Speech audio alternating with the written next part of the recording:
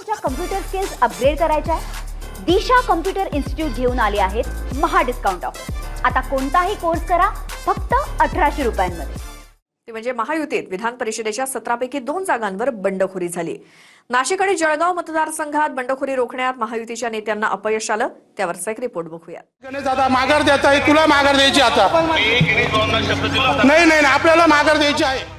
महायुतीमध्ये विधान परिषदेच्या 17 पैकी 2 जागी बंडखोरी कायम राहिली। नाशिक आणि जळगाव विधान परिषदेत महायुतीमध्ये बंडखोरी झाली। महायुतीमध्ये नाशिकची जागा शिंदेंच्या शिवसेनेच्या वाट्याला गेली। शिंदेंच्या शिवसेनेकडनं नरेंद्र दराडे हे उमेदवार आहेत। नाशिकमध्ये गिरीश महाजनांचे निकटवर्तीय मानले जाणारे गणेश गीते आणि गोकुळ गीतेंनी अर्ज भरला होता, पण महायुतीच्या नेत्यांनी समजूत काढल्यानंतर गणेश गीते यांनी माघार घेतली। महायुतीच्या नेत्यांनी गोकुळ गीते यांचीही समजूत काढण्याचा प्रयत्न केला। स्वतः गणेश गीतेंनी सुद्धा शेवटच्या क्षणापर्यंत गोकुळ गीतेंसोबत फोनवरून संवाद साधत अर्ज मागे घेण्याची विनंती केली, पण गोकुळ गीतेंनी अर्ज मागे घेण्यास नकार दिला।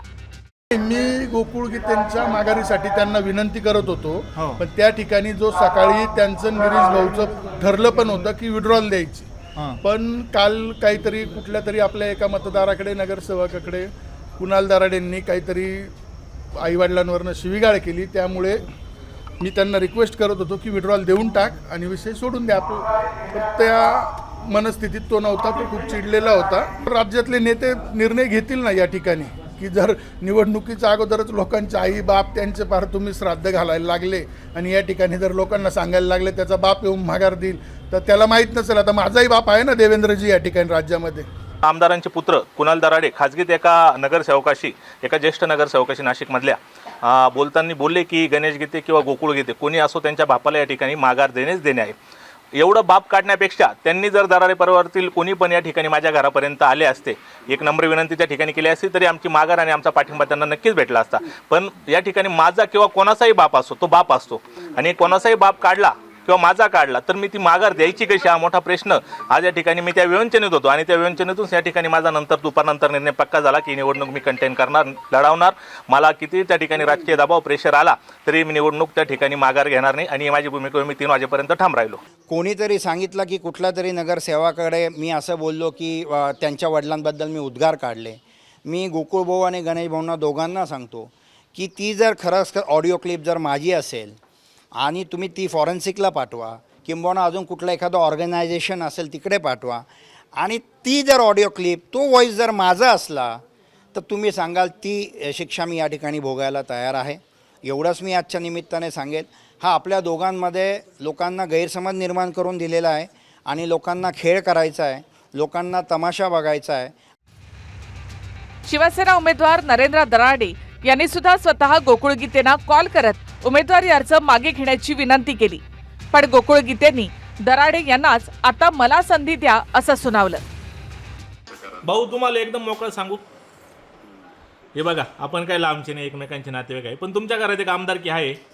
आता एक आमदारकी आम्हाला त्या ठिकाणी वाटतंय आम्हाला गोल्डन चान्स आहे, मिळेल आम्हाला असं वाटतंय। मी म्हातारा नाही झालो, पण ही निवडणूक 6 वर्षांनी येते। ऑलरेडी मागच्या 1.5 वर्षापूर्वीच आमची एक संधी गेली आहे आणि ही संधी परत येणार नाही। अहो तुमच्याकडे आहे, आम्हाला भेटणार आहे तर आता देऊन टाका। उलट आम्ही फ्रेम करू का दराडेंच्या मोठेपणामुळे आम्हाला ही भेटली। तिकडे जळगावच्या जागेवर शिंदेंच्या शिवसेनेच्या बंडखोर उमेदवार रेश्मा काळी यांनी उमेदवारी कायम ठेवली आहे। महायुतीमध्ये जळगावची जागा भाजपच्या वाट्याला गेली। महायुतीचे उमेदवार म्हणून जळगावमध्ये भाजपने नंदकुमार महाजन यांना उमेदवारी दिली।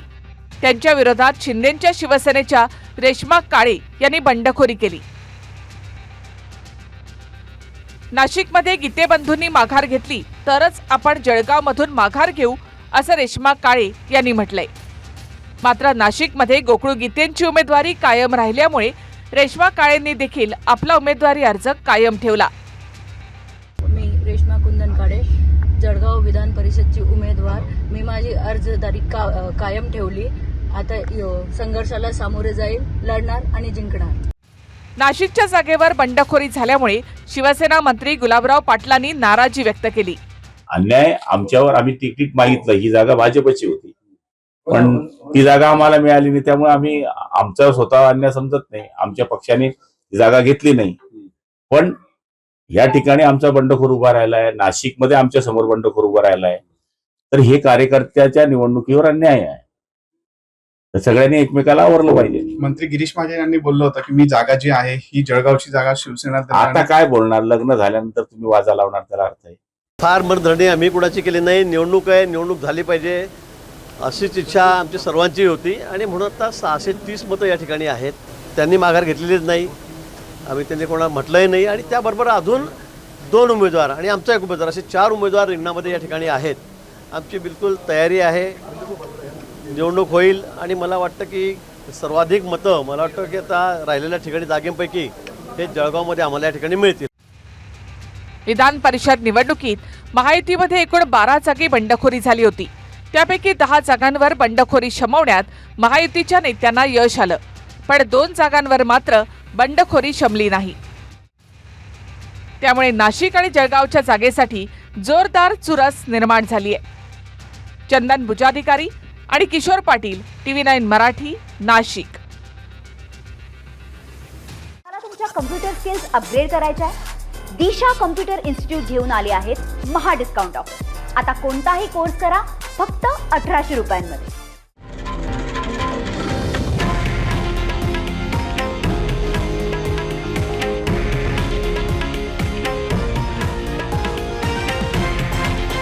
हे आहे देशातील नंबर 1 न्यूज नेटवर्क आणि आपण पाहत आहात TV9 मराठी, एकमेव.